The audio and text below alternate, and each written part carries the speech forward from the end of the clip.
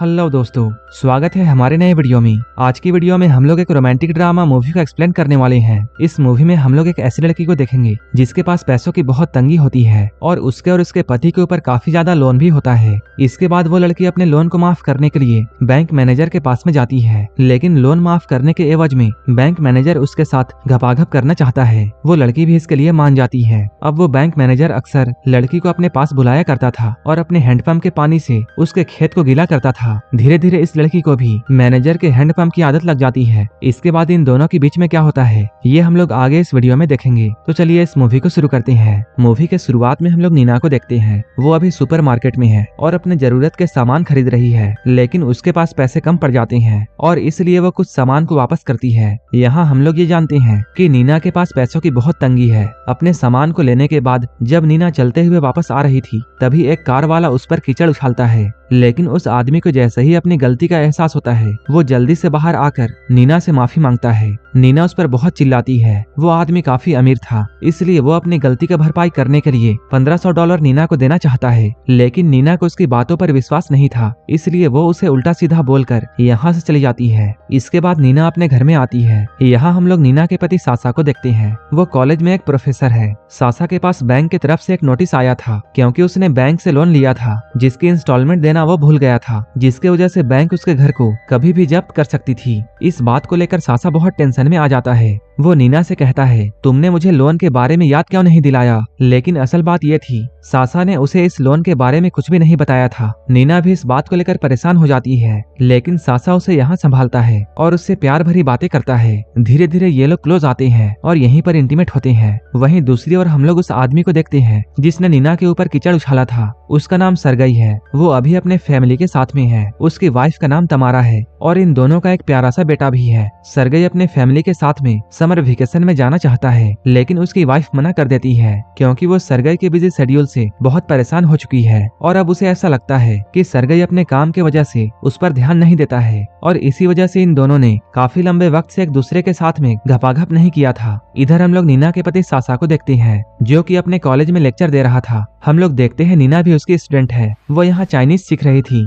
नीना के बगल में ही उसकी फ्रेंड बैठी हुई थी जो कि सासा के बारे में उससे काफी अजीब सवाल पूछ रही थी। नीना के फ्रेंड के सारे क्वेश्चंस सासा के हैंडपंप के बारे में था। उस लड़की की बातों से नीना ये समझ जाती है कि वो लड़की सासा को पसंद करती है और वो सासा के साथ में घपाघप करना चाहती है। क्लास खत्म होने के बाद सासा नीना को बैंक में जाकर उनसे बात करने के लिए कहता है ताकि इन दोनों को लोन चुकाने के लिए कुछ समय मिल जाए। इसके बाद नीना बैंक में जाती है। यहाँ वो सरगई से मिलती है। नीना उसे देखकर ये समझ जाती है कि इसी आदमी ने उसके ऊपर कीचड़ उछाला था और वो इस बैंक का मैनेजर है। सरगई की आज कुछ चाइनीज क्लाइंट के साथ मीटिंग होती है, लेकिन सरगई को चाइनीज नहीं आती थी, जिसकी वजह से उसे किसी ऐसे की मदद चाहिए थी जो कि चाइनीज जानता हो। यहाँ पर नीना सरगई की मदद करने के लिए आती है। वो कहती है मुझे चाइनीज आती है। वहीं इधर सासा अपने एक्स्ट्रा इनकम के लिए पार्ट टाइम जॉब कर रहा था। वहीं दूसरी ओर उन चाइनीज क्लाइंट्स को कसिनो जाकर गेम्स खेलना था, इसलिए सरगई नीना को भी अपने साथ कसिनो लेकर जाता है। नीना के काम से खुश होकर सरगई उसे 2 चिप्स देता है, जिसे लेने से नीना पहले तो मना करती है, लेकिन बाद में वो उन चिप्स को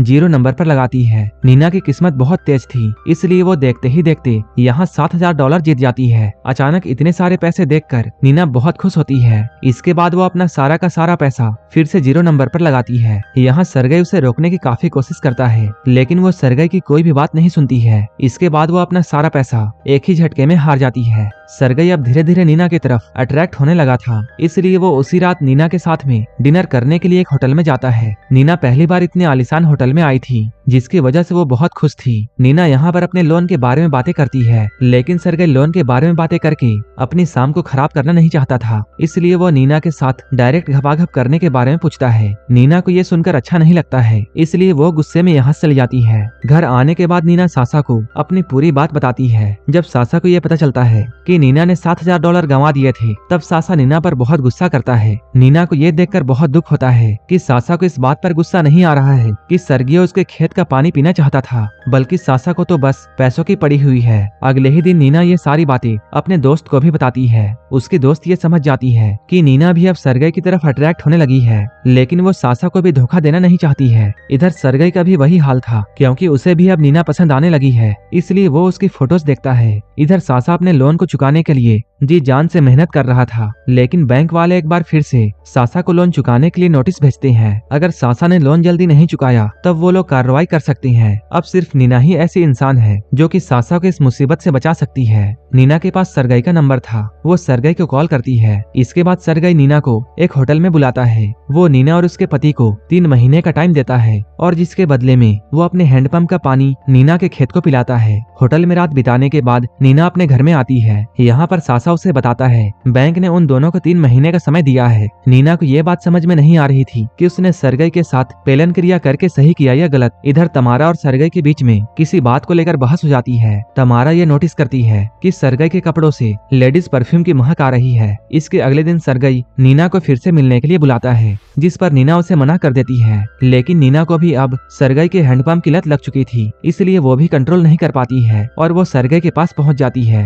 ये लोग फिर से यहाँ पर घपाघप करते हैं और ये लोग अब हर हफ्ते मिलने का प्लान बनाते हैं। एक दिन नीना फिर से सरगई से मिलने के लिए होटल में जाती है, लेकिन सरगई यहाँ नहीं आता है। ऐसे ही अब कई हफ्ते निकल जाते हैं और सरगई अब तक इस होटल में नहीं आया है। असल में सरगई का बेटा काफी बीमार था। इधर आज नीना का बर्थडे होता है, लेकिन नीना बहुत सैड थी। जब उसका फोन रिंग करता है तब उसे ऐसा लगता है जैसे सरगई ने उसे कॉल किया है। यहाँ नीना ये समझ पाती है कि उसे अब सरगई से प्यार हो चुका है और अब वो उसके बिना नहीं रह सकती है। नीना अब सरगई को फॉलो करती है। इधर नीना के अपसेट रहने से सासा को ऐसा लग रहा था कि नीना बीमार है, इसलिए वो अब नीना का बहुत ध्यान रखता है। इसके बाद वो नीना के साथ इंटीमेट होने की कोशिश करता है, लेकिन नीना तो अब सिर्फ सरगई के साथ इंटीमेट होना चाहती है, इसलिए वो ये बात सासा को भी बताती है। वो सासा से कहती है उसका किसी और के साथ अफेयर चल रहा है। ये सुनकर सासा को नीना पर बहुत गुस्सा आता है और वो उसे अपने घर से बाहर निकाल देता है। इसके बाद नीना सरगई को कॉल करती है और वो उसे मिलने के लिए बुलाती है। सरगई नीना से मिलने के लिए आता है और वो नीना को एक सुंदर सा फ्लैट दिलाता है। तभी नीना की फ्रेंड उसके पास आकर ये पूछती है क्या सरगई तुमसे शादी करेगा, जिस पर नीना कोई भी जवाब नहीं देती है। एक बार नीना सरगई को मिलने के लिए बुलाती है। तभी तमारा को भी नीना के बारे में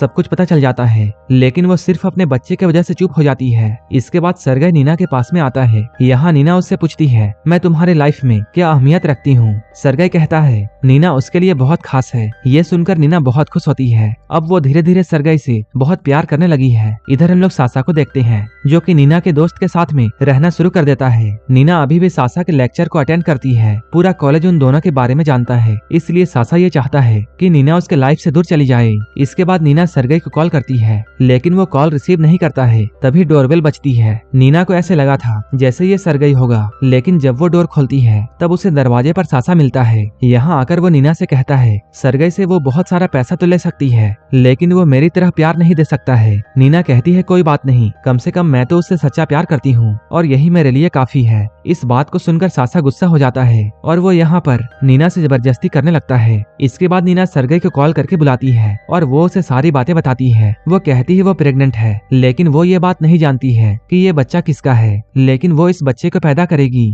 चाहे सरगई इस बच्चे को अपना नाम दे या ना दे। सरगई कहता है वो इस बच्चे को अपना नाम देगा और इस बच्चे को किसी भी तरह की कोई कमी नहीं होगी। ये सुनकर नीना बहुत खुश होती है। जब सरगई अपने घर में पहुंचता है तब वो देखता है तमारा ड्रिंक कर रही है। वो यहाँ तमारा को ये बताता है कि उसकी गर्लफ्रेंड प्रेग्नेंट है। तमारा इस बात को सुनकर कोई भी रिएक्ट नहीं करती है। इसके दूसरे दिन सरगई सासा को पीटने के लिए गुंडों को भेजता है, क्योंकि उसने नीना के साथ में गलत किया था। इधर नीना की फ्रेंड सासा के साथ में रहकर उसका केयर करती है। एक दिन सासा चाकू लेकर सरगई को मारने के लिए आता है, क्योंकि उसे ऐसा लगता है कि ये सब सरगई की वजह से हुआ है, लेकिन नीना उसे यहाँ रोकती है और वो उसे बहुत प्यार से समझाती है। इसके बाद हमें इस मूवी में काफी समय बाद का सीन दिखाया जाता है। अब नीना का एक बेटा है। अब सरगई नीना और तमारा को एक साथ ही रखता है। अब वो अपने दोनों वाइफ को टाइम भी देता है। इसके बाद हम लोग ये देखते हैं नीना सरगई के साथ में एक पार्टी में जाती है। यहाँ पर सासा भी होता है। वो यहाँ पर नीना से कहता है वो आज भी उसके वापस आने का वेट कर रहा है। ये सुनकर नीना सासा को होटल के एक कमरे में लेकर जाती है और उसके साथ भयंकर घपाघप करती है। इसके बाद नीना सासा से कहती है वो उसके पास कभी भी वापस नहीं आने वाली है और ये कहते हुए वो इस रूम से बाहर चली जाती है। नीना ये सोचकर बहुत इमोशनल हो जाती है कि सासा अब भी उसका वेट कर रहा है